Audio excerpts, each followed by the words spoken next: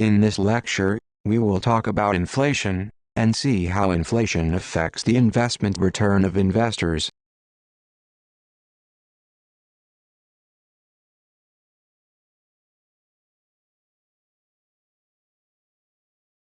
So, what is inflation?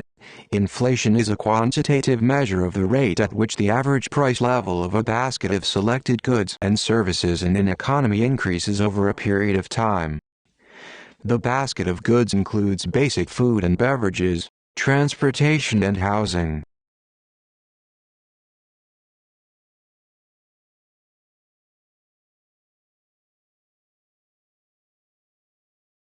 In Thailand or the US, it is measured with reference to a Consumer Price Index, or CPI. In the UK, it is measured in terms of a Retail Price Index, or RPI. Bureau of Trade and Economic Indices reports the CPI monthly. As you may know, high inflation means that prices increase quickly and hence the purchasing power significantly decreases.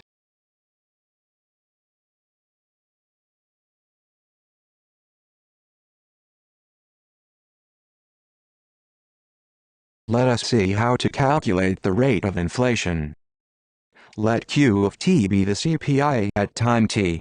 Then the rate of inflation per year denoted by Q of t is defined as the change over 1 year period relative to CPI index from last year, as shown in the first equation. Here, if the price at time t minus 1 is less than that at time t, then there is an increase in price over the year, and hence Q of t will be positive. The average inflation rate per year between time S and t, denoted by Q bar, satisfies the equation at the bottom. Notice that the average inflation rate works in the same way as the interest rate per year over time S and t.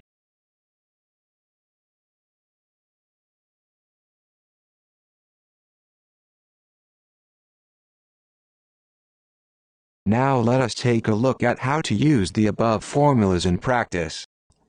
In example 1, the question is given as follows. In units of Thai baht, a set of goods costs 98.25 in January 2013 and 101.44 in January 2018. Calculate the average inflation rate or Q bar over this period. Before you look at the solution, let us pause the video and then give your hands to solve the problem by yourself. I will give you about 5 minutes for the question.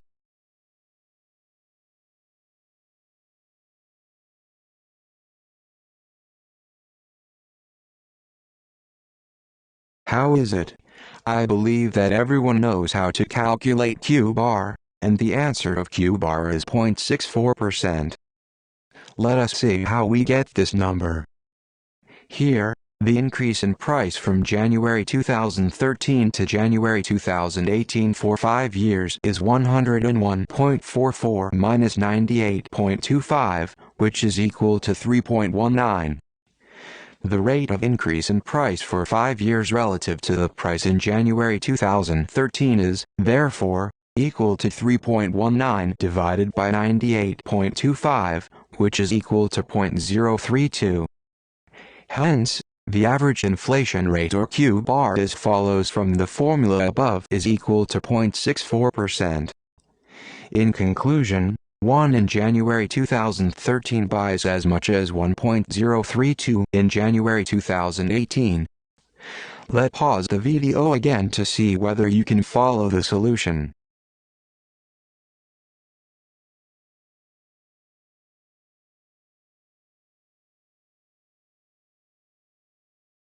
As I mentioned earlier that the Bureau of Trade and Economic Indices publishes the CPI monthly.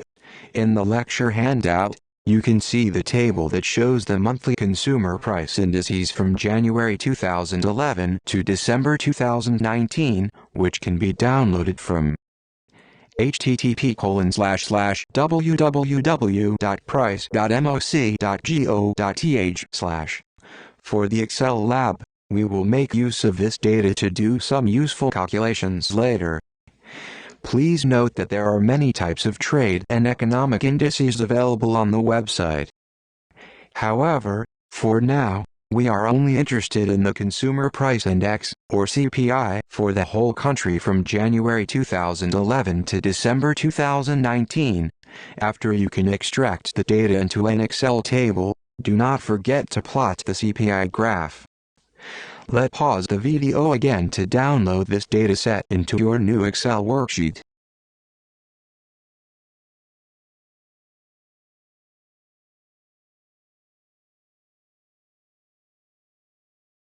As you can see from the CPI graph, the average inflation rate per year from January 2011 to January 2014 is about 2.1%. Since January 2014, CPI fluctuates within a relatively narrow band over the past 5 to 6 years from now.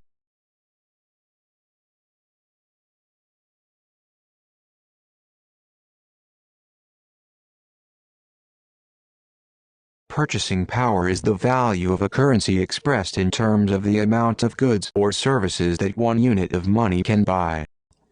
In this next example, we will see how inflation reduces the value of a currency's purchasing power, i.e. reducing the number of goods or services you would be able to purchase. In example 2, again in units of Thai baht, an investment contract made in January 2018 promises to pay an investor of 10,000 in 5 years. Assume the average inflation rate per year is 0.64% for the next 5 years. If a bowl of noodles costs 100 in 2018, then 10,000 could buy 100 bowls. How many bowls of noodles would the payment of 10,000 buy in the next 5 years? Before you look at the solution, let us pause the video and then get your hands to solve the problem by yourself. I will give you about 5 minutes for the question.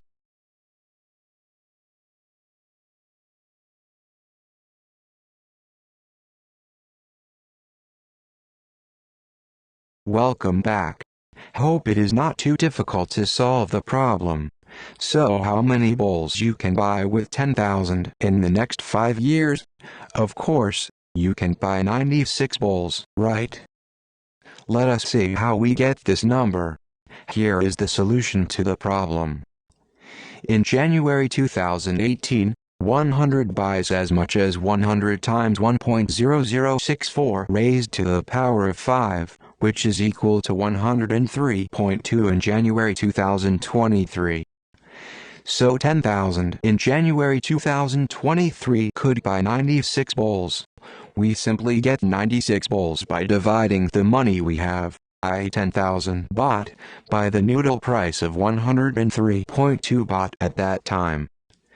Notice that we divide by 1 plus q bar raised to the power of 5 to calculate how much your money is worth at the end of the next 5 years.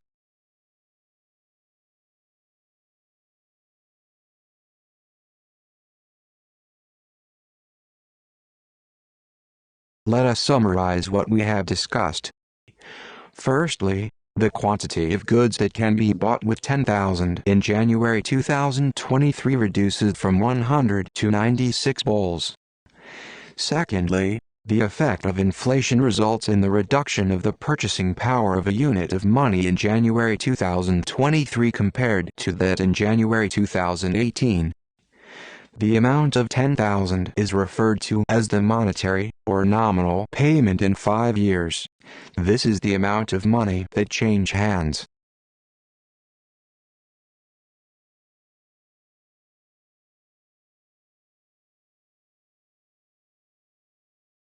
Next, the real payment of 10,000, due at time 5 years in time 0 units is, therefore, equal to 10,000 times q of 0 divided by q of 5. This gives the real payment of 9,686.05 baht relative to today. It is the purchasing power of 10,000 paid in 5 years relative to today. Here we have less purchasing power with your money at the end of the 5 years than you had at the start of the year.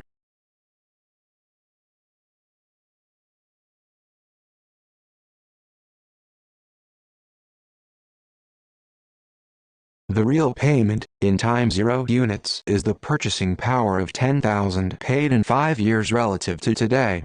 It is the amount of cash in hand at the end of the period reduced for the effects of inflation. In general, x bot at time t has the purchasing power relative to time s of x times q of s over q of t.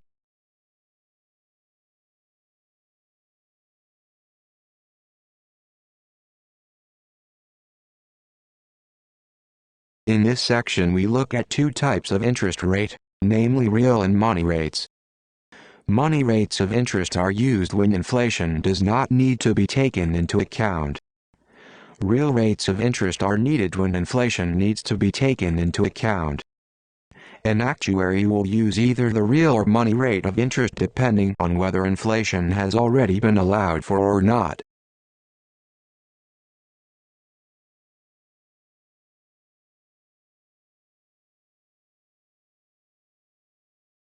Now let us look at an example on how to calculate the real rate of interest.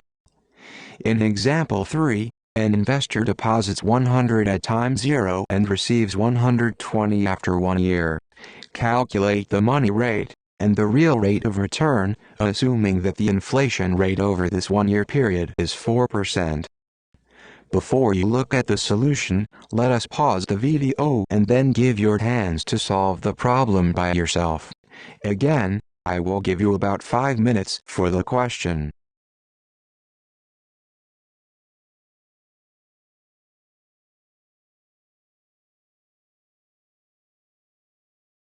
For the solution to example 3, we first calculate the monetary rate of interest for an investment of 100 at time 0. An investor receives 120 at time 1.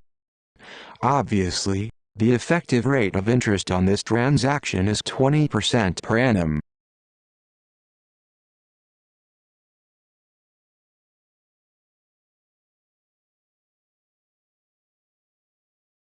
Next, consider how we calculate the real rate of interest. Recall that the real rate of interest of a transaction is the rate of interest after allowing for the effect of inflation on a payment series. In this example, we assume that the inflation rate over this 1 year is 4%. After adjusting for the inflation rate, the real rate of interest can be calculated by first expressing both payments in units of the same purchasing power. In terms of time 0 money unit, the transaction is represented by the timeline as shown in this slide. Note that the real payment of 120 due in 1 year in terms of time 0 unit is 120 divided by 1.04, which is equal to 115.38. Therefore, the real rate of interest is 15.38%.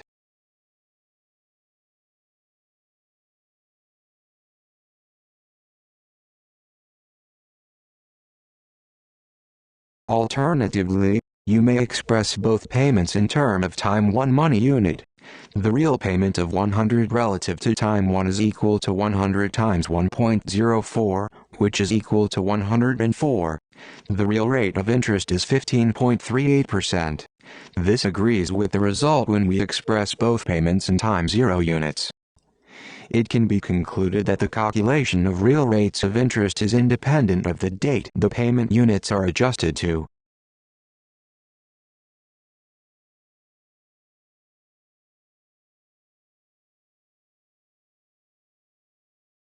It is often useful to look at the rate of return earned on an investment after taking into account inflation.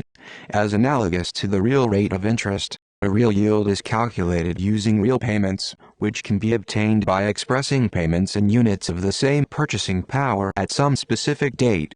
Here we will consider two different scenarios for calculating the real yields. In the first case, where the rates of inflation are known, that is, we are looking back in time at a transaction that is complete, we may adjust payments for the rate of inflation by reference to a relevant inflation index.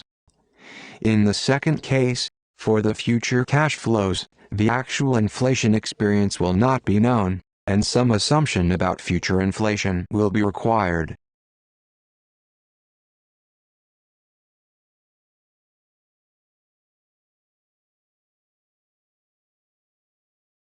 Example 4 shows how to calculate the real yield of fixed interest security, or bond, with reference to the CPI index. The question is given as follows. In the unit of Thai baht, a 5-year bond with a nominal value of 100 was issued in January 2013. The coupon rate was 8% per annum payable yearly in arrears. Redemption was at par after 5 years. The bond was issued at 100%. Calculate the yield to a non-tax-paying investor both in monetary and real terms with reference to the CPI index. Before you look at the solution, let us pause the video and then give your hands to solve the problem by yourself. Again, I will give you more times about 15 minutes for the question.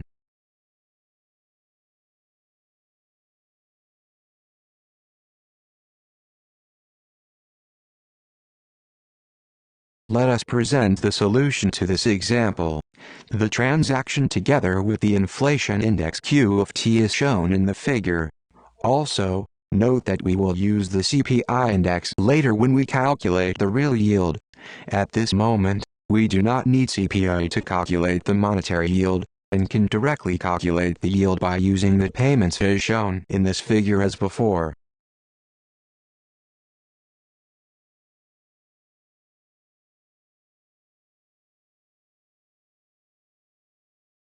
Clearly, the monetary rate of return on this transaction is 8%. This is because the investor receives the interest payment of 8 baht at the end of each year plus the initial capital of 100 baht at the end of 5 years. Alternatively, one can verify that the monetary rate of return is 8% by solving the equation of value as shown.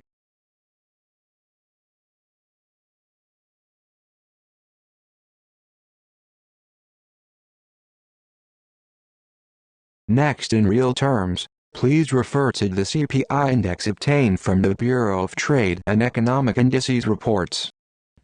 By adjusting all payments amounts for the inflation rates, we calculate the real payment in term of time zero unit by dividing the monetary amounts by the proportional increase in the inflation index from 0 to T. For example, the real payment of the first payment of 8 baht due at time 1 in terms of time 0 money units is 7.85. We can get this number by multiplying 8 by Q of 0 and then divide the result by Q of 1, that is 8 times 98.25, and then divide the result by 100.15. Similarly, the real payment of the last payment of 108 baht due at time 5 in terms of time 0 money units is 104.60. The number can be obtained by multiplying 108 by 98.25, which is the CPI index in January 2013, and then divide the result 101.44, which is the CPI index in January 2018. The timeline of the real payments of this transaction is shown in the figure.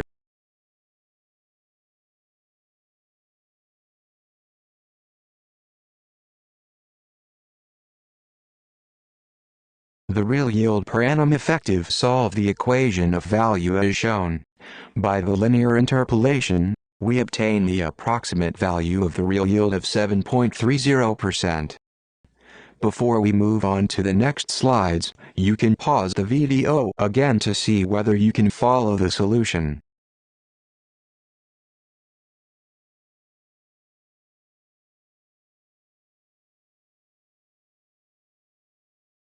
In order to calculate real yields for a series of cash flows CFT1, CFT2 and so on up to CFTN, given the known, or past, inflation index Q of Tk where k is from 1 up to n, we simply solve the first equation for I prime. Note that we can cancel out the common term of Q0 from the left-hand side of the equation, and obtain the second equation at the bottom.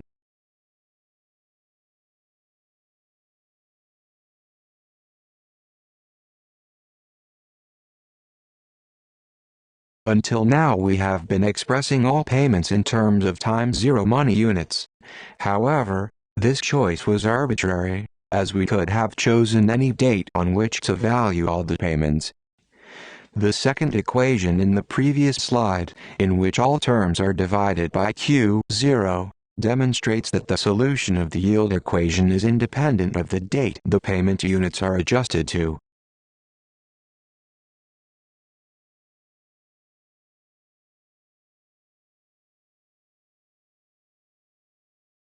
When we need to adjust future payments or cash flows, the actual inflation experience will not be known. For example, if it is assumed that a constant rate of inflation of Q per annum will be experienced, then a cash flow of, say, 100 due at T has value 100 times 1 plus Q all raised to the power of negative T in time 0 money values. So the cash flows C of Tk at time Tk have the purchasing power at time 0, which is C of Tk times 1 plus Q all raised to the power of negative Tk.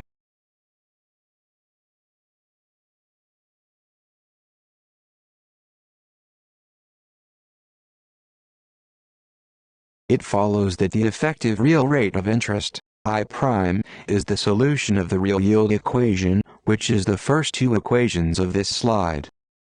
We also know that the effective rate of interest with no inflation adjustment, which may be called the money yield, here we denote it by I without prime, follows from the equation at the bottom. I recommend you to pause the video again and figure out the conclusion we can make from this observation.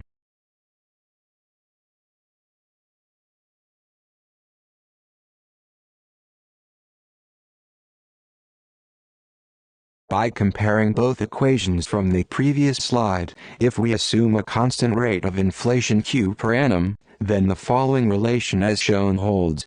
That is 1 plus the monetary yield is equal to the product of 1 plus the inflation rate and 1 plus the real yield. This provides the relationship between the real yield I prime, the monetary yield I and the inflation rate Q.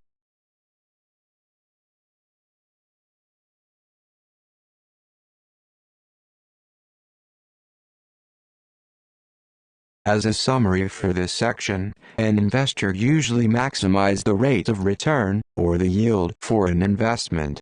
In free market economies, price inflation is present, that is, there is a tendency for the prices of goods to increase gradually, or rapidly, over time.